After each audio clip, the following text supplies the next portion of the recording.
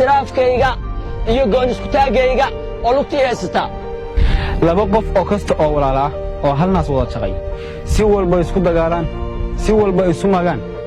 miyay dhamaanaysa walaalnimadoodii oo ay kala tagayaan may waa sababta aan u diidanahay inaad adiguna adiga tagto waayo walaalkii baa tahay si walba oo aan isku dagaalno si walba oo khilaaf noo soo dhex galo kuma kala tagayno waayo waxa tahay aniga walaalkay waana sababtan u diidanahay inaad iga go'do oo adiga tagto khilaafkeenan soo jireenka ah ee muddada badan soo jiitamaya waxa ka faa'iideysanaya dawladda shisheeye iyo siyaasiyiinteena oo u adeegaya dana gaar ah ma kula quman tahay inaad muddo inta aniga garabkayga aad ka maqnaato waxa tahay walaalkay waana diidanahay inaad iga tagto oo adiga go'do waan diidanahay in khilaafkeena laga faa'iideysto oo lana soo dhex galo shalay waxaan ahaa libaaxii Afrika laakiin maanta waxaan ahay kan lagu qabsanayo badiisa birina xagee lagu qabsanayaa waa dadkayga iyo dalkayga waxaan laga faa'iideysanayaa maqnaashaha adiga maqan tahay waxaa jira dawlado badan oo shalay anigu aan hogaamin jiray laakiin iyagu maanta ay hogaaminaya waa nasiib darro weyn walaalkayow adaa garabkayga ka maqan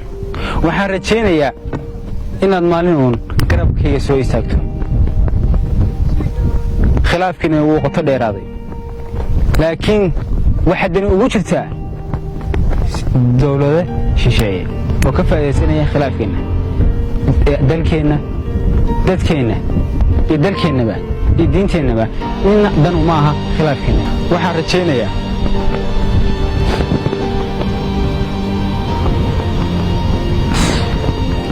inaad mar uun garabkii ku soo laaban doontid waqti badan waa iga maqnayd maqnaashahaaga waxaa ka faa'iidaystay dalal badan walaalkayow waa rajaynayaa inaad mar uun garabkayga ku soo noqon doontid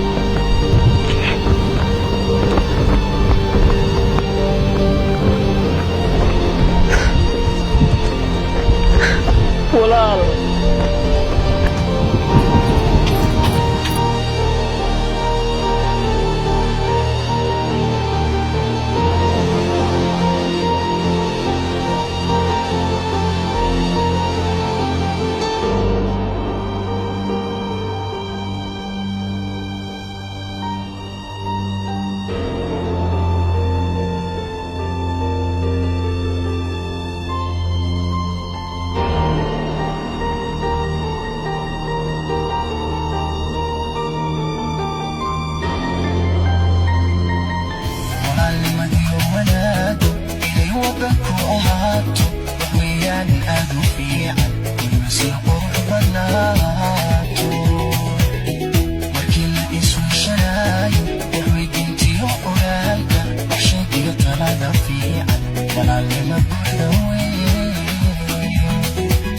Rafid Boss Production.